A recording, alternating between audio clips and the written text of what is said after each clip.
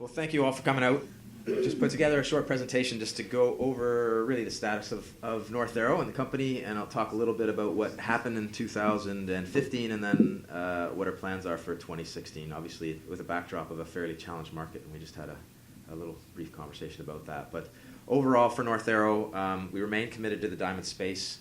I'm not going to spend a lot of time kind of going through the people involved and so on. I think everyone in this room is familiar with that. So, we have over the last few years been pretty successful at raising money and investing that money and provided, I think, pretty good news flow for our shareholders doing the work and the programs that we said we were going to do. We currently sit, I think we'll be closing out the calendar year with approximately $4 million in the bank. $3 million of that is part of the flow-through financing that we did last spring. So that means we will be doing work in 2016. That money has to get spent, and there will be news. So we will be active through this period. We've also been lucky enough to be able to complete the financings that we have completed on a shares-only basis, which keeps the share structure quite clean at 54 million shares outstanding and just under 60 million shares on a fully diluted basis. If there's any specific questions on the folks involved, I think we've covered that off in our public disclosure quite well, and I won't belabor that. So the corporate portfolio of projects, it remains the same as it was at this time of last year, 7 properties.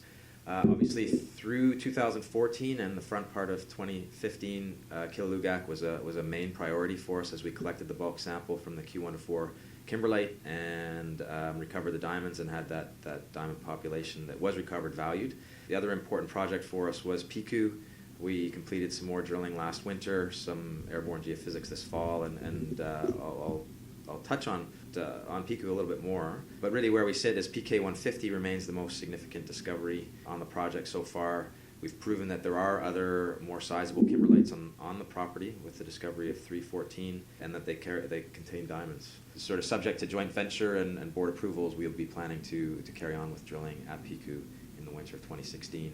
Mel, just up on the Melville Peninsula to the north of Kilhugak, is a project where we collected some till samples last year. I'll touch on that briefly as well. Lux, we're in a permitting situation where we're working to get our permits to be in a position to be able to drill some drill-ready targets that we've defined.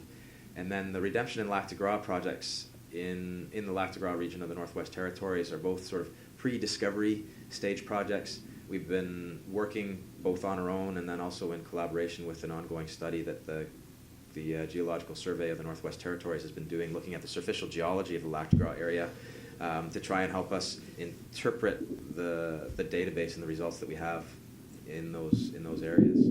I'd also note the Lac de Gras project is now a joint venture with Dominion Diamonds, and North Arrow has a 45% participating interest in that project. So Piku, in terms of background, it is an 80-20 participating joint venture with Stornoway, located about halfway between La Ronge and Flin Flon in central eastern Saskatchewan. To date, we've discovered 7 discrete kimberlites. 4 of them have been tested for diamonds, and all of those do contain diamonds. And as I mentioned earlier, PK150 remains the most important discovery.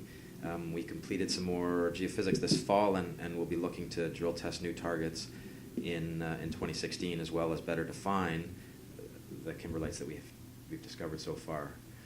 So till sampling, we've touched on this a fair bit. Till sampling has been critical to the discovery of the kimberlites in Piku. So this map really gives us an indication of our till sample results to date. We can see a number of sort of clustering grains. Again, this map is a sort of standard representation of till results. So the bigger the circle, the more indicator minerals that have been recovered from a sample, and the different colors represent the different minerals. So grays are ilmenites, reds are pyrope garnets, and oranges are eclogitic garnets.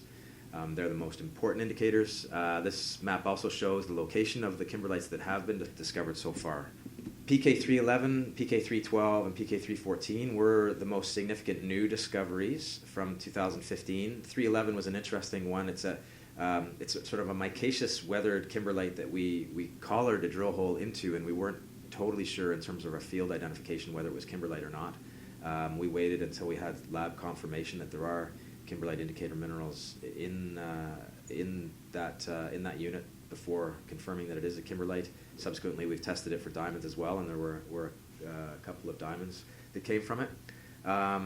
further drilling is required there to better define exactly the shape of that body, because what we've seen in the core box is certainly different from the characteristics of the other kimberlites that have been discovered. PK312 is a narrow dike. It's about 1.5 meters wide. We've tested it with 2 holes. The mantle sample in that kimberlite is really encouraging. And by that we mean when we look at the core, we can see a good number of pyrope and eclogitic garnets. We see chrome diopsides, which are an important indicator of having sampled the mantle. And why that's important is it proves that the kimberlite had the ability to bring those minerals up from the mantle. And if diamonds were there, then the diamonds would have been transported to the surface as well. We did test a small sample from 312 for diamonds and recovered some diamonds from it, so we do know that it's diamondiferous.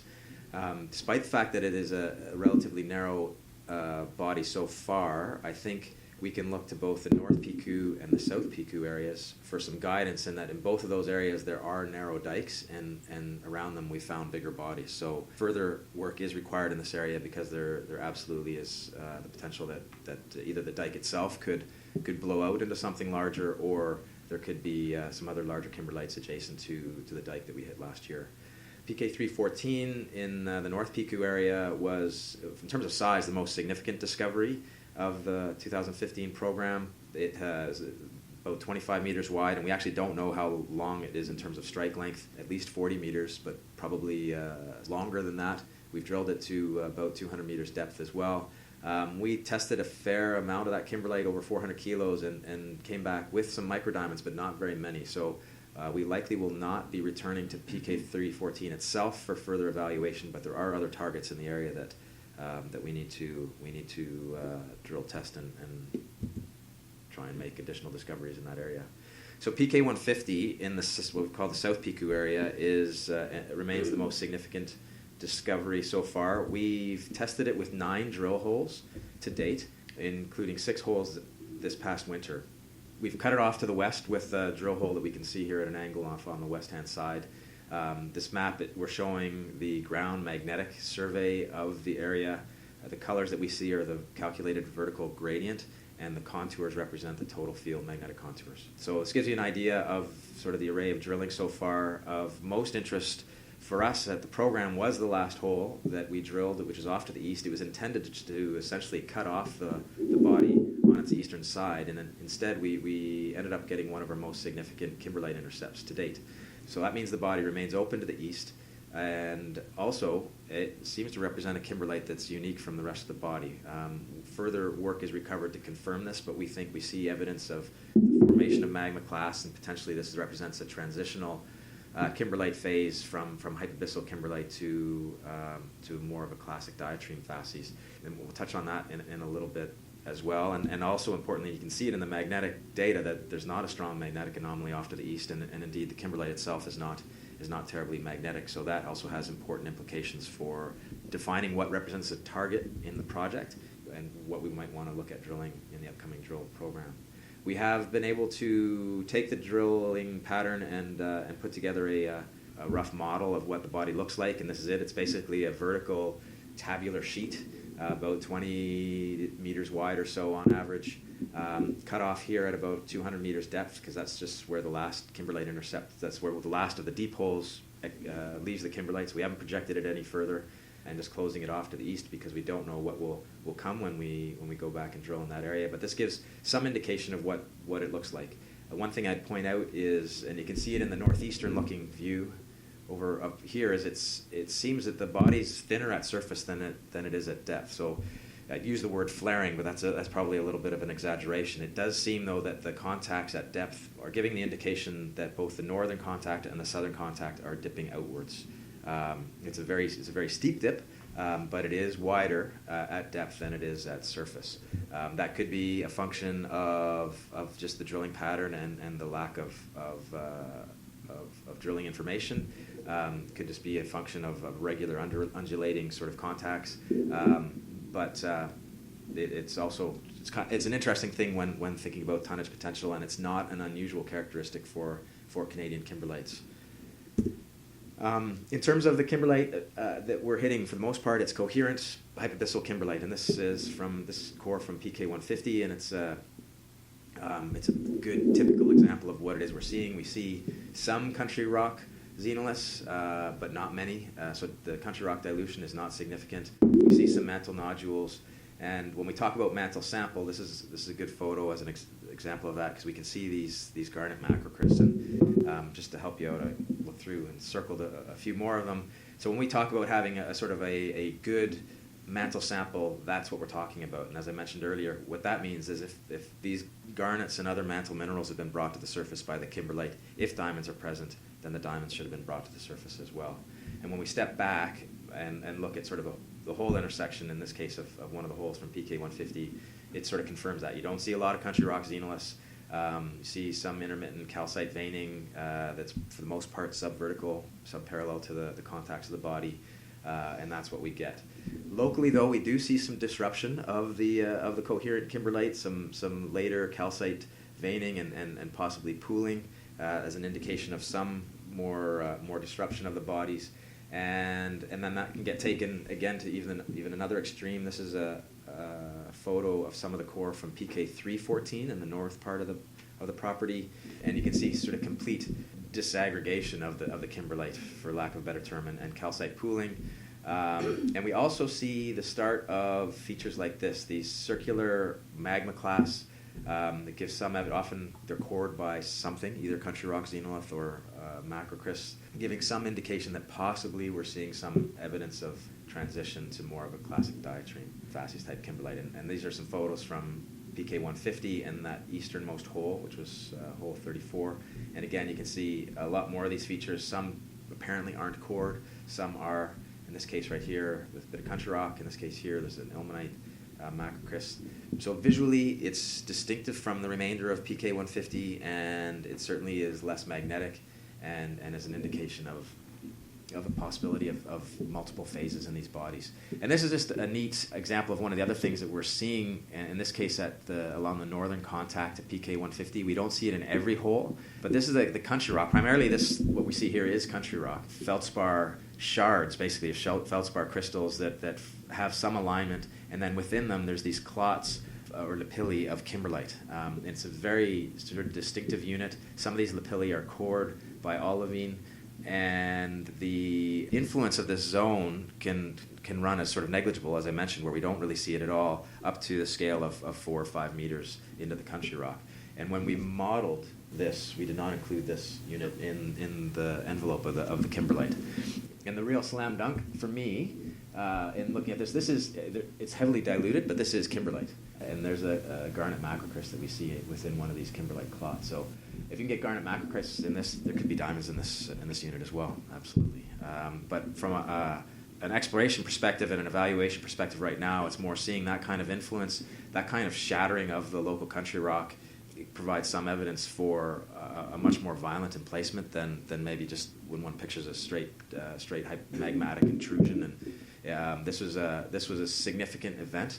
And when we see that kind of influence, I think it also indicates, again, as a positive indicator of potential for greater tonnage, and probably means that we need to keep drilling this thing deeper. Been showing some of those garnet macrocrysts in terms of mantle, and again, are sort of harping on mantle sample. We see quite a wide selection of mantle xenoliths within the kimberlites. Within the logging, we roughly have identified 5 different types, and this is a selection of some of them. Some of them are just straight garnet and pyroxene, so they'd be eclogites. In this case, these are this xenolith here shows layers of garnets and pyroxene, and essentially would be some sort of layered eclogite that's been brought up. And then in other areas, peridotites or lertzolitic xenoliths, in some cases with these beautiful purple pyrogarnets, which are, again, the kind of garnets that we're looking at when we look in the till. So if we're getting those sorts of xenoliths, they're heavy, and for the kimberlite to bring them to surface means the diamonds should have come to the surface. And of course, we do know that from the microdiamond results that we've reported. This basically is a frequency size diagram.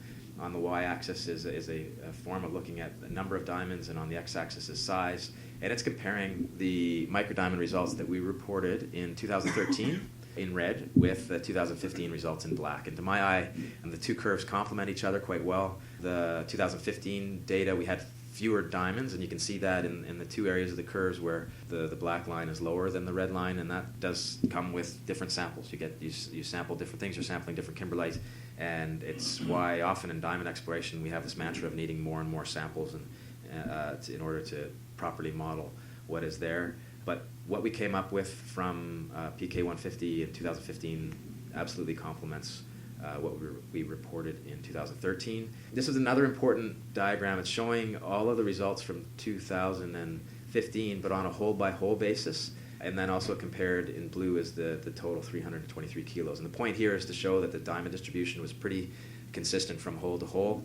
And I would point out, including the black line here, which is hole 34, so that's that easternmost hole with kimberlite that looked kind of different, and it had just as many diamonds as the remainder of the body, and so that's encouraging. It's not like it has a different diamond content.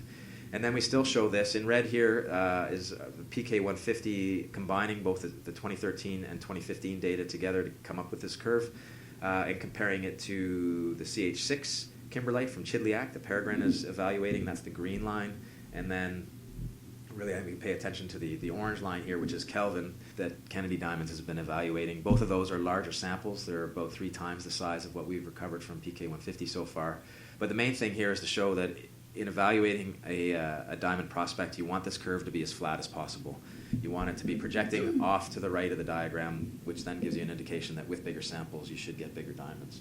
And I think that PK150 holds up quite well comparing to these other two projects. Slightly below them, which will mean a lower grade comparatively, but it is a good comparison, and I think a worthwhile comparison to make. So looking forward to 2016, more drilling is required. Clearly we need tonnage, and we can see that by continuing to drill at PK150 and properly close it off on its eastern side and do some more drilling to depth to try and figure out ultimately how big the body is, and then also we need to make some additional new discoveries, and we'll be fully testing some targets that came out of the fall airborne survey that we completed, and then also going back to both the PK 312 and 311 areas to fully define those discoveries from 2015. So that's Piku, and it'll certainly be a focus for the front end of 2016 for us.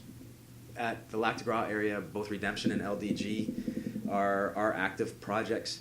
As you mentioned, we've been sort of keeping a keen eye on the results that are coming from this official study that the government of the NWT has been conducting, because it's important. There's a lot of kimberlites have been discovered in the Lac de Gras area, some of the richest diamond deposits in the world.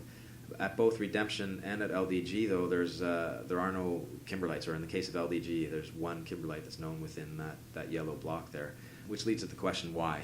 And we think that the study that the government is doing has the potential to go a long way in helping to answer that question and maybe lead us towards a more successful delineation of drill targets. So at LDG, we'll be working with Dominion to come up with a work plan for 2016. That's to take place in early January. And Redemption with our partner Arctic Star. Redemption, I should note that we're working to earn an interest in that project. We'll be evaluating options for moving that project forward as well. We'll let folks know once we have those plans in place. Mel is, as we mentioned, it's about just over 200 kilometers from Nauyat, which is the community that is close to our Kilhugak project. We collected over 200 till samples from Mel last year. Those are currently being processed.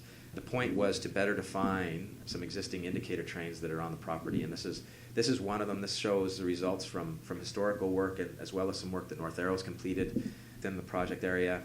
There's a nice indicator train, has the full suite of indicator minerals, and it's focused us in on this target area. And so we've collected, as I mentioned, a couple hundred till samples that essentially is going to double the number of till samples that we see within this image right now.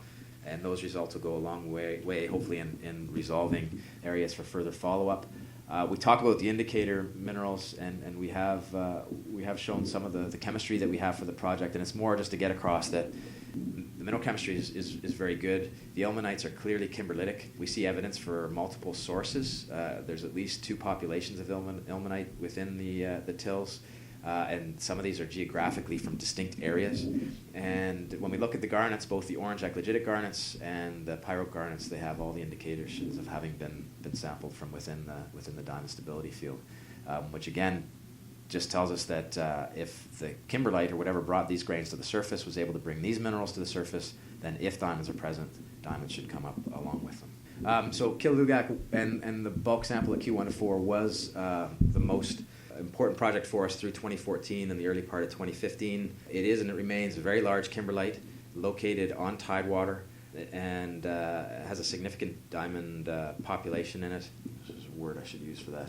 Inventory, I guess you could call it, a significant diamond inventory. And the purpose of the bulk sample was really to get an idea on valuation and how best to move forward with this. And we had pointed out that the fact that there is a population of yellow diamonds here, and through the course of our work we are able to show that in fact those diamonds are exceptionally rare natural type 1B yellow diamonds. And that did come through with the work that we did and the valuation. This is just another photo. It's a favorite of mine because it shows the kimberlite sits here in the foreground, and then there's the community of Nauyat in the background, the sea lift. There's just not many deposits that are located on tidewater, and if you have a chance to evaluate something like this, then I think it's always a worthwhile thing to do.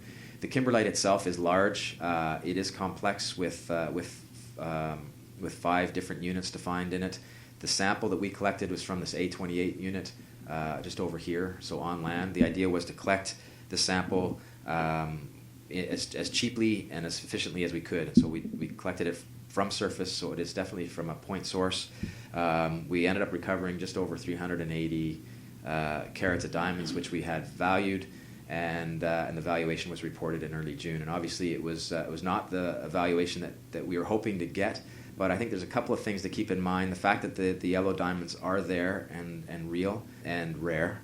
And with the valuation range, it was a modeled range between $43 and $92 a carat. It's essentially a total recovery valuation, which I think is important to keep in mind as well. But considering the grade of the body, it does leave us at the point where we need to basically convince ourselves that it makes sense to go back and collect a larger sample. And instead of 300 or 400 carats, likely we need to collect in the neighborhood of 3,000 or 5,000 carats in order to make sure we can fill out those curves that we can make, just like the one I showed you for Piku, and get a proper idea on the distribution. The yellows represent a distinct population, which is another complicating factor from the white diamonds that we see. And so one of the things that we'll likely be doing heading into the new year is taking a selection of the yellow diamonds and getting them cut and polished, just to get an idea of what the end product might look like.